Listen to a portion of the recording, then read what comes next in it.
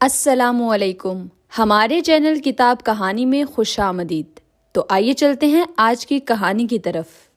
زندگی کی کچھ حقیقتیں اتنی تلخ ہوتی ہیں کہ انسان ان کو نہ چاہتے ہوئے بھی ان کا سامنا اس انداز میں کرتا ہے کہ شاید کسی روز یہ سب کچھ ٹھیک ہو جائے، لیکن شاید ایسا ہوتا کبھی بھی نہیں۔ زندگی کبھی کبھی ایسے کھیل بھی کھیلتی ہے کہ بندہ ہار جیت کے تصور کے بنا ہی اس کھیل کا حصہ بنا رہتا ہے، پھر انجام چاہے جو بھی ہو۔ ایسا ہی کچھ میرے ساتھ بھی تھا کہ جسے میں سمجھنے سے مکمل طور پر قاصر تھی۔ متوسط گھرانے سے تعلق رکھنے کے باوجود اماں نے ہم دونوں بہنوں کی پرورش اس انداز میں کی کہ ہمیں زندگی کے اتار چڑھاؤ کا علم بخوبی ہو چکا تھا۔ میری ماں ہی میرا باپ بھی تھی۔ اب باپ کہاں تھا؟ یہ سوال میری پیدائش سے پہلے ہی میری زندگی میں اس قدر سرایت کر چکا تھا کہ ہوش سنبھالتے ہی لوگوں کی نظروں اور طعنوں نے مجھے اندر تک چھلنی کر دیا تھا۔ جب کچھ ہوش کی دنیا میں قدم رکھے، کچھ سمجھ بوجھ نصیب ہوئی، تو یہی ایک سوال میں بار بار خود سے پوچھتی تھی کہ میرے ابا کہاں ہیں؟ بڑی بہن تو اپنی عمر سے بہت پہلے ہی اس قدر سنجیدہ ہو چکی تھی کہ گھر کے کاموں میں ہی خود کو اس قدر مصروف کر لیا تھا کہ میں نہ چاہتے ہوئے بھی اس سے الجھ سی جاتی تھی، کیونکہ اماں تو ایک اسکول میں آیا تھیں۔ وہ صبح سویرے نکل جاتی اور پھر دوپہر کے بعد واپس آتی تھیں۔ بڑی بہن نے بس 10ویں تک پڑھا، پھر حالات سے گھبراتے ہوئے پڑھنے کا خیال ہی دل سے نکال دیا تھا۔ میں البتہ اب 10ویں جماعت میں تھی۔ اسکول میں ہونے والی سرگرمیوں میں خود کو بڑا مشغول رکھتی تھی تاکہ گھر کے حالات کے بارے میں زیادہ الجھ نہ سکوں، لیکن یہ ایک سوال میرے دل میں کسی خنجر کی مانند پیوست ہو چکا تھا کہ میرے ابا آخر کہاں ہیں؟ لیکن اس سوال کا جواب تو کسی کے پاس بھی نہیں تھا، یا پھر شاید کوئی مجھے بتانا ہی نہیں چاہتا تھا۔ ایک دن میری ایک سہیلی میرے گھر پہ آئی جس کو مجھ سے ایک نصاب کی کتاب لینی تھی۔ وہ جیسے ہی ہمارے گھر میں آئی، میرے ددیال میں سے آئے ہوئے میرے چچا چچی کو دیکھتے ہی ٹھٹک گئی۔ وہ ان کو دیکھ کر بڑی پریشان ہوئی۔ جب میں نے اسے اس کی پریشانی کی وجہ معلوم کی تو اس نے کوئی بھی جواب نہ دیا، بلکہ وہ مسلسل چچا اور بچہ کو گھورتی رہی، حالانکہ میری اس سہیلی کا میرے خاندان سے کوئی تعلق بھی نہیں تھا۔ جب ہم دونوں اپنے کمرے میں بیٹھی ہوئی تھیں تو چچی کی تیز اور کرخت آواز نے میری سہیلی کو پیچھے مڑ کر دیکھنے پہ مجبور کر دیا۔ چچی کے ہر سوال میں ابا کا ذکر ہی تھا، اور اماں کسی عادی مجرم کی طرح سر جھکائے بس ناخن کھرچنے میں مصروف تھیں۔ میری سہیلی چپ نہ ہی رہ سکی اور بول اٹھی کہ مدیحہ، تمہارے ابو کہاں ہیں؟ میں جو دعائیں کر رہی تھی کہ میرے اسکول میں کسی کو بھی اس بارے میں کچھ بھی علم نہ ہو، ایک دم سے میرے چہرے پہ آنے والی پرچھائیوں کو دیکھتے ہوئے طول پڑی۔ تم تو کہتی تھی کہ تمہارے ابو دوسرے ملک میں رہتے ہیں، تمہاری چچی تو کچھ اور ہی کہہ رہی ہیں۔ میرے پاس ان میں سے کسی بھی سوال کا جواب نہیں تھا۔ میں بس یہ دعا ہی کر رہی تھی کہ یہ جلدی سے اٹھ کر یہاں سے چلی جائے۔ اماں بھی خاموشی سے چچی اور چچا کی باتوں کو سن رہی تھیں۔ یہی ان کی شروع سے عادت تھی، وہ ہمیشہ ہی سب کچھ سنتی اور پھر اسے خاموشی سے سہ لیتی تھیں۔ سبیحہ آپی چچا چچی کے لیے چائے بنا کر لے گئیں تو چچی کہنے لگی کہ بھابھی کوئی اچھے سے رشتے دیکھو اور ان کے ہاتھ اب پیلے کر بھی دو، یہ نہ ہو کہ باپ تو پہلے ہی لاپتہ ہے، تم بھی اس دنیا سے چلی جاؤ تو خاندان والوں کے لیے مشکل ہو جائے گی۔ یہ سب سننا میری برداشت سے مکمل طور پہ باہر تھا۔ میں ایک دفعہ پھر سے دل برداشتہ ہو کر اٹھنے لگی، لیکن اماں کی پرنم آنکھوں نے میرے قدم روک لیے۔ کافی دیر تک میرے گھر والوں کا دل جلانے کے بعد چچا اور چچی چلے گئے۔ ان کے جاتے ہی میری سہیلی بھی چلی گئی، لیکن میری اماں کے دل پہ ایسی ضرب لگ گئی کہ وہ کتنے ہی دن بعد تک بھی نارمل نہ ہو سکیں۔ میری تسلیاں بھی بیکار ہی گئیں۔ ایک دن میں اسکول سے واپس آئی تو میرے ایک ماموں آئے ہوئے تھے جو کسی رشتہ کا ذکر کر رہے تھے۔ دیکھو بہن، میں تم کو یہی کہوں گا کہ سبیحہ کی شادی کر دو تاکہ ایک فرض سے تو فارغ ہو سکو۔ اماں نے ماموں کی بات مان لی اور اس طرح سے سبیحہ کی ایک جگہ پہ بات طے پا گئی۔ لڑکے والے ہم سے بھی زیادہ غریب تھے لیکن شریف لوگ تھے۔ چند جوڑوں میں وہ میری بہن کو بیاہ کر لے گئے۔ अम्मा ने कहा था कि वो आहिस्ता आहिस्ता घरेलू सामान भी दे देंगी। सबीहा अपने घर में खुश थी। उसका शोहर बहुत अच्छा ना सही, लेकिन वो अब्बा से बहुत बेहतर था।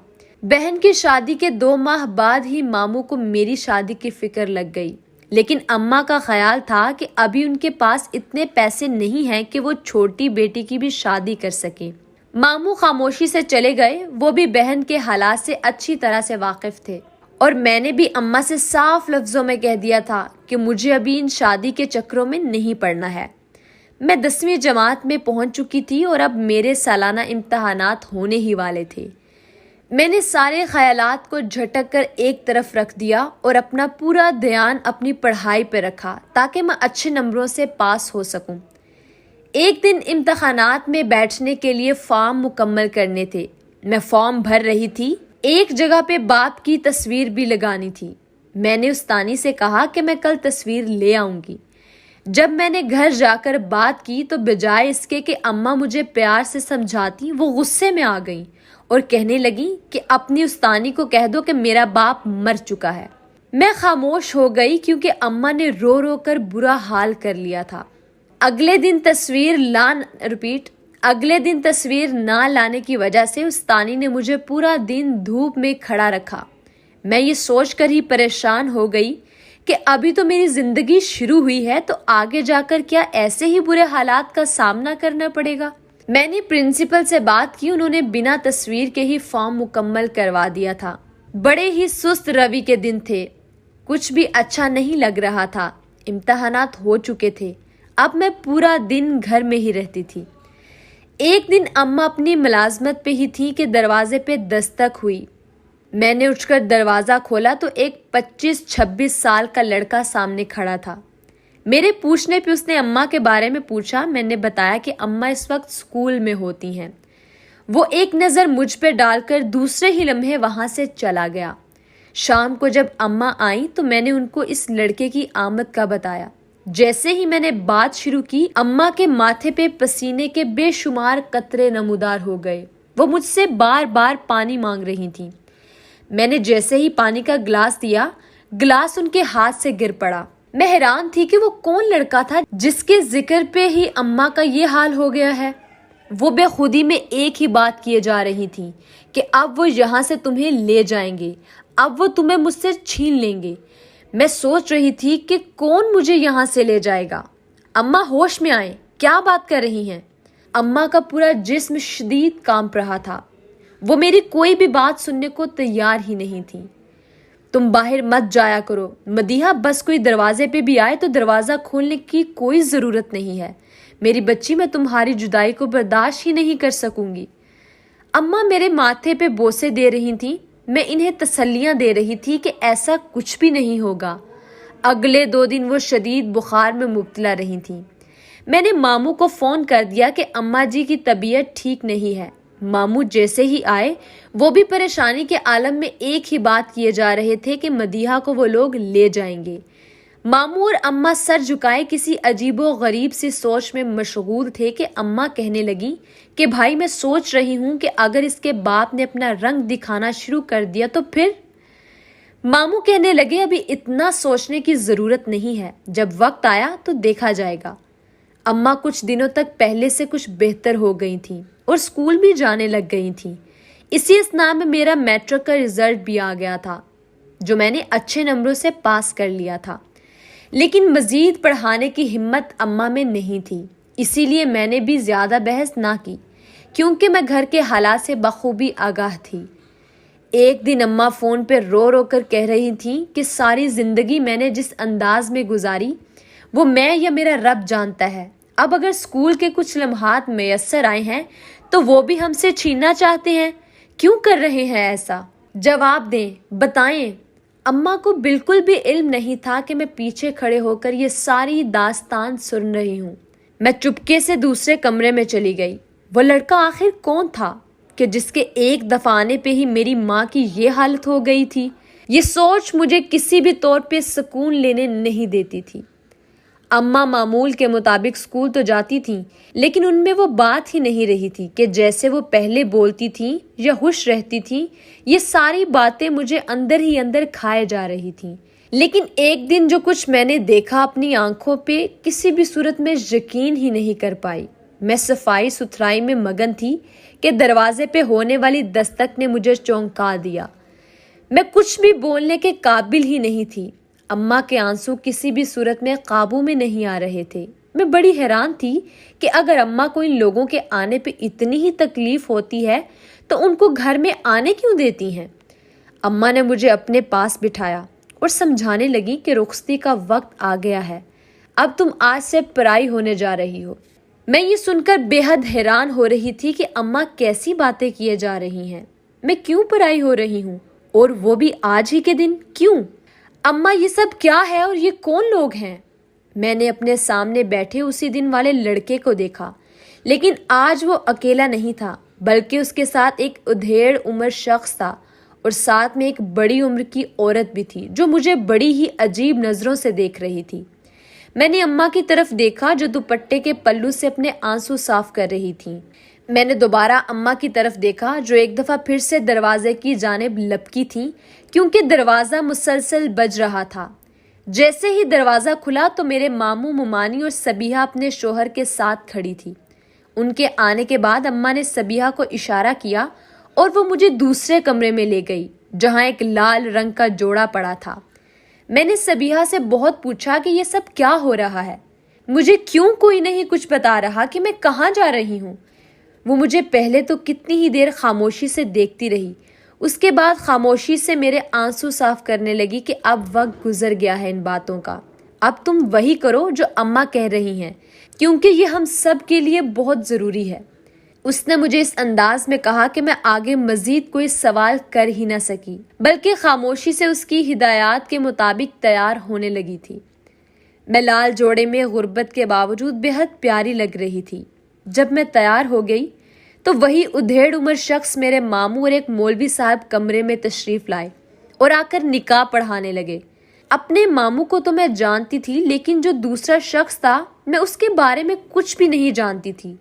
खैर, निकाह हो गया तो बाहर बैठी इस बड़ी उम्र की औरत ने सबका मुंह मीठा करवाया। सब लोग चले गए सिवाय उस लड़के और मेरी माँ के, क्योंकि उसने घर दामाद बनकर रहना था। मैं दुल्हन बनी उस कमरे में मौजूद थी जब वही लड़का जो कि अब मेरा दुल्हा था आहिस्ता आहिस्ता मेरी तरफ आ रहा था।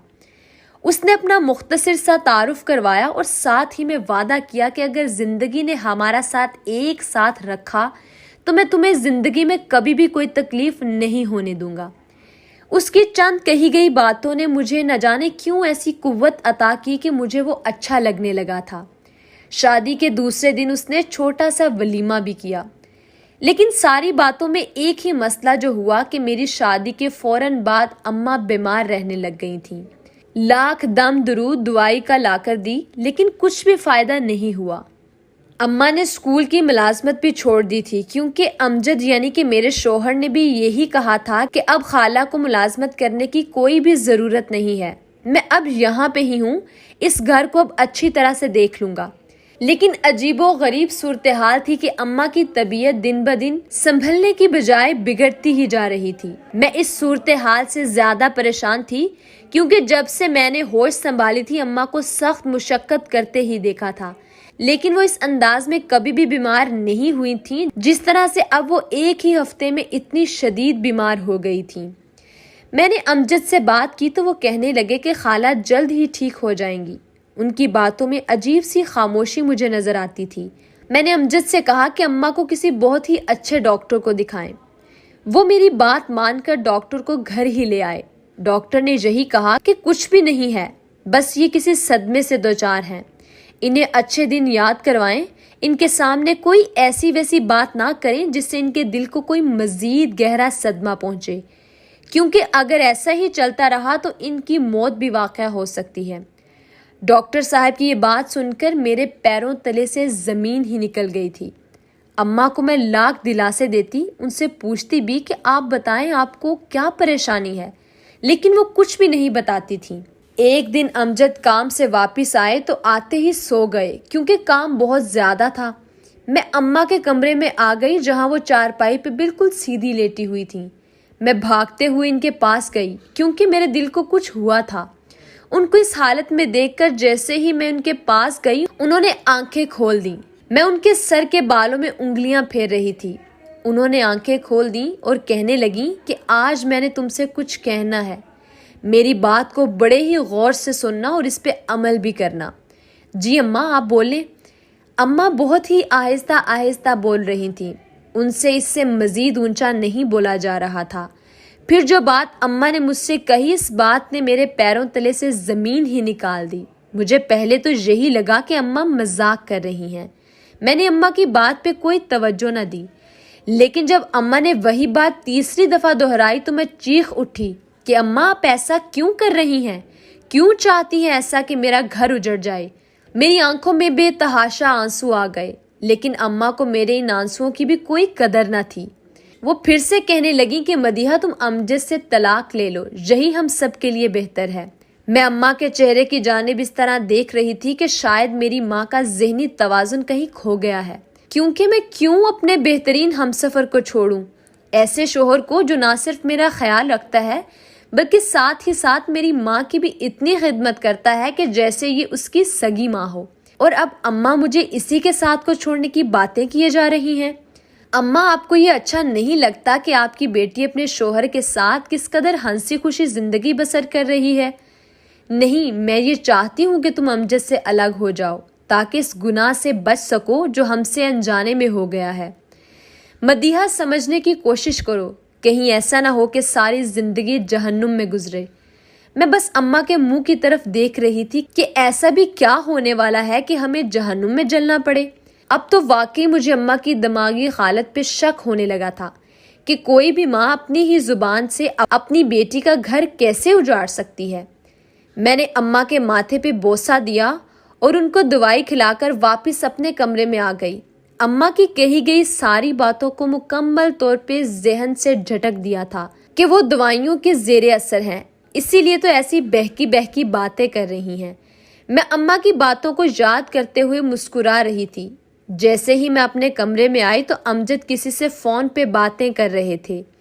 جیسے ہی مجھے دیکھا تو جلدی سے فون نیچے کر لیا۔ وہ ابا کی لال تھی۔ وہ جلدی سے بولے جیسے چوری پکڑی جانے پہ انسان خوف زدہ سا ہو جاتا ہے۔ میں نے محض اچھا کہنے پہ ہی اکتفا کیا، لیکن اس کے بعد یہ پھر معمول بن گیا تھا۔ اماں کی ایک ہی رٹ تھی کہ امجد سے طلاق لو، اور جیسے ہی کمرے میں داخل ہونا تو امجد فون میں ہی گھسے ہوتے تھے۔ مجھے دیکھ کر ایک دم سے فون نیچے رکھ کر ادھر ادھر کی باتیں کرنے لگ جاتے تھے۔ جب یہ صورتحال حد سے بڑھ گئی تو ایک دن میں نے امی سے پوچھ ہی لیا کہ آپ سب مل کر میرے ساتھ کیا کر رہے ہیں؟ آخر کو میری بھی اپنی کوئی زندگی ہے یا نہیں؟ امی کا یہ ایک ہی موقف تھا کہ جتنی جلدی ہو سکے امجد سے علیحدگی اختیار کر لو۔ میں اپنا سر پیٹ کر رہ گئی کہ آج امی کو یہی بات کرتے ہوئے 10واں دن ہے۔ کمال کرتی ہیں کہ میں کوئی اتنی فالتو ہوں کہ اپنا بنا بنایا گھر ایک پل میں اجاڑ کر رکھ دوں۔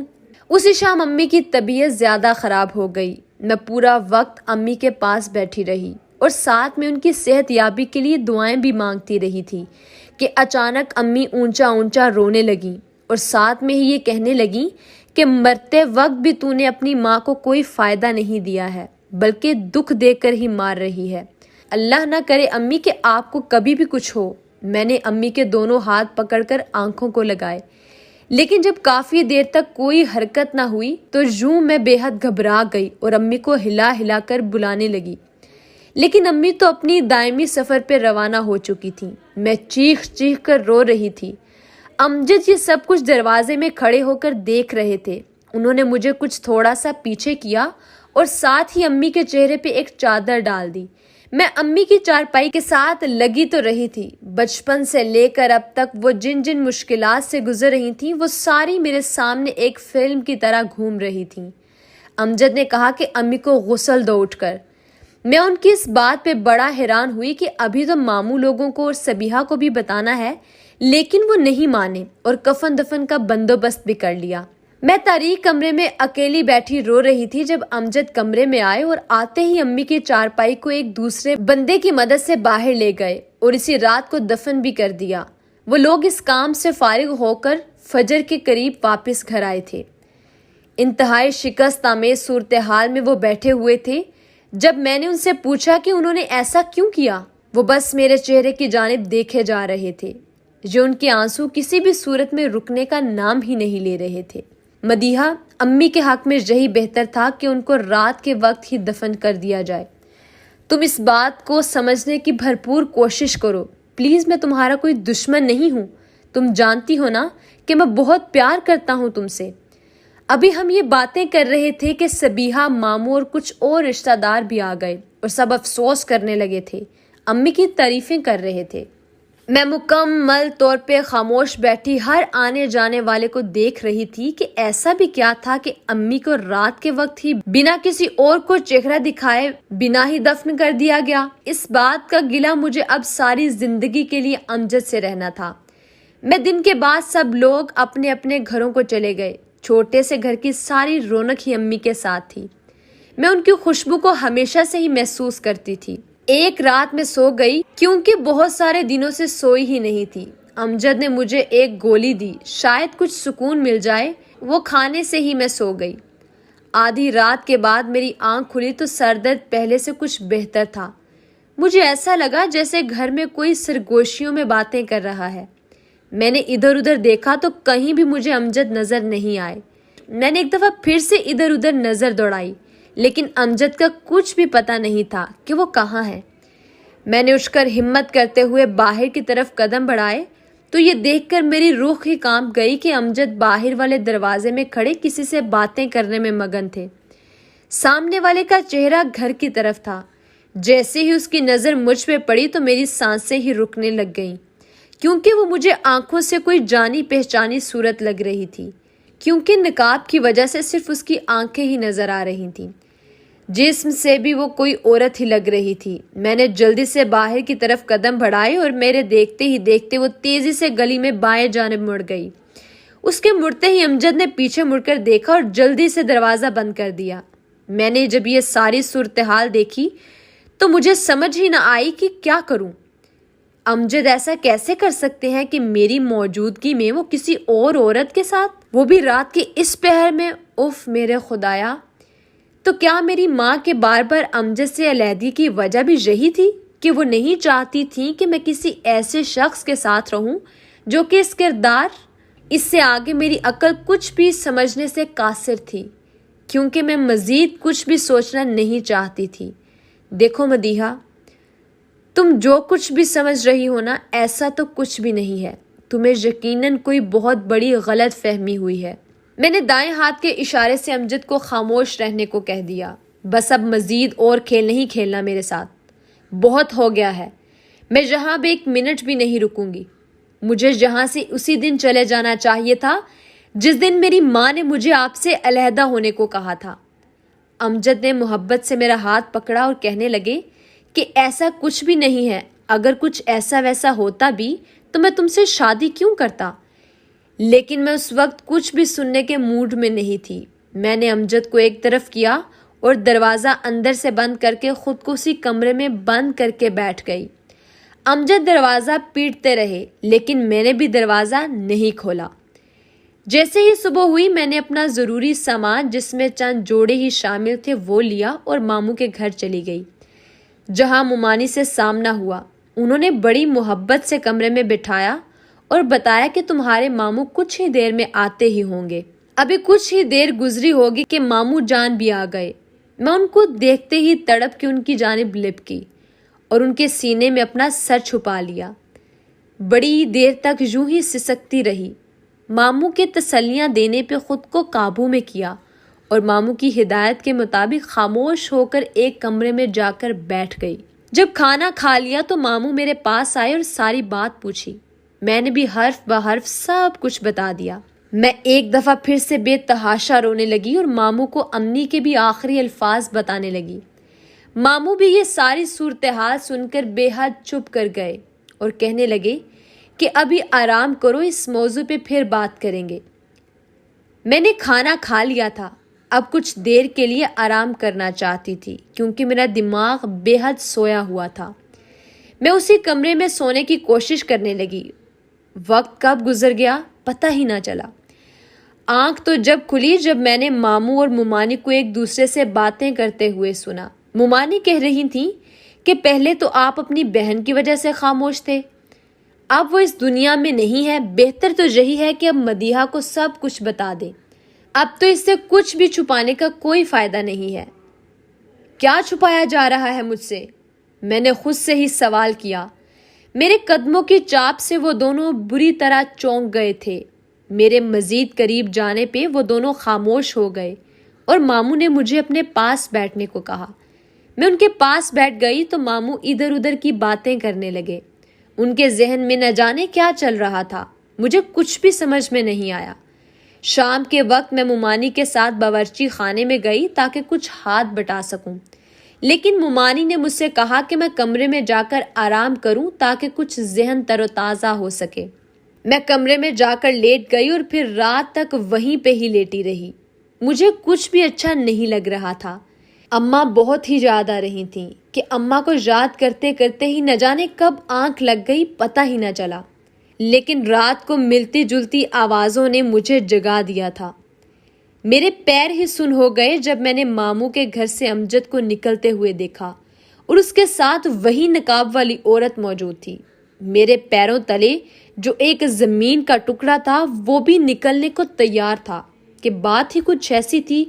اس دفعہ میں نے اس وقت شور مچانے سے گریز کیا، بلکہ موقع کی تلاش میں رہی کہ اس دفعہ کوئی بھی بے وقوفی نہیں کرنی ہے۔ اگلے 2 دن تک بالکل ایک جیسی ہی صورتحال رہی، لیکن جیسے ہی تیسری رات شروع ہوئی، اس رات میں سر شام ہی سو گئی تھی کہ جب ٹھیک رات کے 11 بجے تو ایک بڑی عمر کا شخص امجد کے ساتھ ماموں کے گھر میں داخل ہوا۔ انہوں نے داخل ہوتے ہی ساتھ والے کمرے میں جانا پسند کیا۔ وہ جوں ہی ساتھ والے کمرے میں گئے، میری چھٹی حس نے بیدار ہونا شروع کر دیا۔ میں نہ چاہتے ہوئے بھی آگے بڑھتی گئی۔ آگے کے منظر نے میرے پیروں کو وہیں کا وہیں جکڑ لیا، کیونکہ آگے کا منظر دیکھتے ہی زمین و آسمان ایک ہو چکے تھے۔ میں نے جلدی سے آنکھیں موند لیں، کیونکہ آگے تو سبیحہ فرش پہ بیٹھی ہوئی تھی اور اس کے بالکل سامنے امجد اور وہ بوڑھا شخص گھٹنے ٹیک کر بیٹھے ہوئے تھے۔ مجھے لگا کہ یہ دونوں میری بہن کے ساتھ کچھ غلط کرنے کی کوشش کر رہے ہیں۔ اچانک کمرے میں ماموں، ممانی اور سبیحہ کا شوہر بھی داخل ہو گئے۔ سبیحہ نے آنکھیں پوچھتے ہوئے بڑی عمر کے شخص کے بندھے ہوئے ہاتھوں کو کھول دیا۔ بس کر دیں ابو، یہ لفظ نہیں تھے، کوئی سیسا تھا جسے پگھلا کر میرے کانوں میں ڈال دیا گیا تھا۔ ابو؟ کون ابو؟ یہ شخص میرا باپ ہے؟ میں آگے بڑھی اور آنکھوں میں آنکھیں ڈال کر پوچھنے لگی کہ تم اس شخص کو ابو کہہ رہی ہو، جس نے پوری زندگی ہمیں اس قدر ستایا کہ میں نے اپنے اسکول کے ہر بچے کے چہرے پہ اپنے لیے مذاق کی لکیریں ہی دیکھی تھیں۔ اس شخص کی وجہ سے میری ماں اس دنیا سے چلی گئی۔ اور امجد، آپ یہاں کیا کر رہے ہیں؟ آپ نے تو اس رات اس لڑکی کے ساتھ… چپ کر جاؤ مدیحہ، میری بات سن لو پہلے۔ امجد نے مجھے انگلی کے اشارے سے چپ رہنے کو کہا۔ مجھے معاف کر دو میری بیٹی۔ وہ بڑی عمر کا شخص میرے سامنے ہاتھ جوڑے بیٹھا تھا کہ اس نے تاحیات سکون کا ایک بھی سانس ہمیں نہیں دیا۔ مدیحہ میری بچی، میں ہی وہ بدقسمت شخص ہوں جسے تمہارا باپ ہونے کا شرف حاصل ہوا، لیکن اس نے دنیاوی مفادات کے عوض ان رحمتوں کو اپنے سایہ میں ہی نہ آنے دیا۔ میں خاموشی سے اس شخص کی باتیں سن رہی تھی کہ جب سب کچھ ختم ہو جاتا ہے تو پھر اختتام لوگ اچھا کرنے آ جاتے ہیں تاکہ آخرت میں سرخرو ہو سکیں۔ آج سے 30 سال پہلے جب ہماری شادی ہوئی، یعنی میری اور تمہاری ماں کی، تو مجھے تب سے ہی تمہاری ماں پہ شک رہنے لگا تھا کہ شاید وہ کوئی اچھی عورت نہیں ہے۔ ایک دن میں نے اسے امجد کے والد کے ساتھ دیکھا جو کہ اس کا دور کا رشتہ دار تھا۔ بس میں نے آؤ دیکھا نہ تاؤ جھٹ سے اسے طلاق دے دی۔ پھر میں نے شادی کر لی، لیکن جانتی ہو کس کے ساتھ؟ امجد کی ماں کے ساتھ، کیونکہ اس کے باپ کی اچانک موت ہو چکی تھی۔ اب میرے پاس امجد کی صورت میں ایک بیٹا تھا، لیکن وہ جو ایک پچھتاوا تھا نا، وہ تا حیات میرے ساتھ رہا تھا کہ اس نے مجھے اندر تک توڑ کر رکھ دیا۔ میں تم لوگوں سے ملنے کو ہر پل ترستا تھا، کیونکہ میں نے ایک غلط کام کیا تھا اور اس غلط کام کی سزا بھی پائی تھی، لیکن اب میں اسے سدھارنا چاہتا تھا۔ پھر میں نے سبیحہ سے امجد کی شادی کا فیصلہ کیا۔ جب میں تمہاری ماں سے فون پہ بات کی تو وہ کہنے لگی کہ میں بڑی بیٹی کا رشتہ طے کر چکی ہوں۔